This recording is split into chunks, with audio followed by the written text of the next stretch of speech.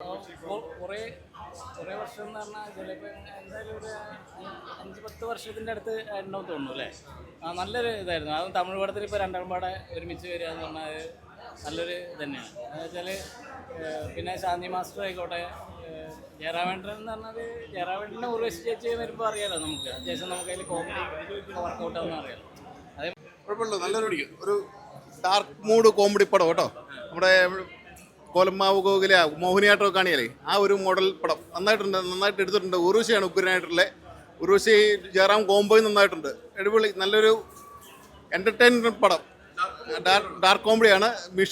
Director മിഷ്കിന് നല്ല role ചെയ്തിട്ടുണ്ട്. അവസാനത്തെ മിഷ്കിനാണ് അവസാനം ലീഡ് ചെയ്യുന്നത്. നന്നായിട്ടുണ്ട് കേട്ടോ പടം. നല്ലൊരു ഡാർക്ക് കോമഡി. തമിഴിൽ ചിരിക്കാനുണ്ട്.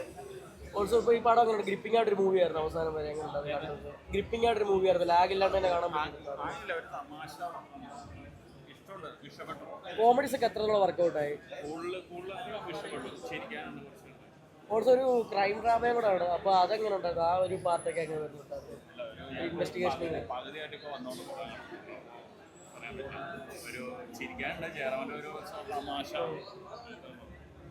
ഈ ഒരു ജയറാമിന്റെയും അതുപോലെ തന്നെ ജയറാമേട്ടന്റെയും ഉർവശിയുടെയും ഒരു കോംബോ വർഷങ്ങൾക്ക് ശേഷമാണ് തിരിച്ചു വരുന്നത്. ഇത് കാണുമ്പോൾ അല്ലെങ്കിൽ നമ്മൾ ഈ ഒരു പടത്തിലേക്ക് ഇങ്ങനെ വരുന്നുണ്ടെന്ന് പറയുമ്പോൾ നമ്മൾ ഒരുപാട് ആലോചിക്കും. അപ്പൊ എന്ത് തോന്നി ഇത് കണ്ടപ്പോൾ? ആ ഒരു കോംബോ വർക്ക്ഔട്ട് ആയിട്ടുണ്ട്.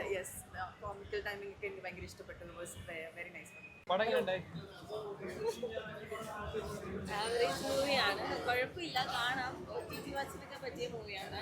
വലിയ തിയേറ്റർ വാച്ച് ആണെന്ന് തോന്നുന്നില്ല, വലിയ സുഖമില്ല കഥയും. ദൃശ്യത്തിനൊരു മോട്ടിവേഷൻ പിടിച്ചിട്ടുണ്ട്.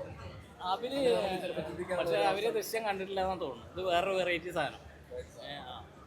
അപ്പോൾ നന്നായിട്ടുണ്ട്.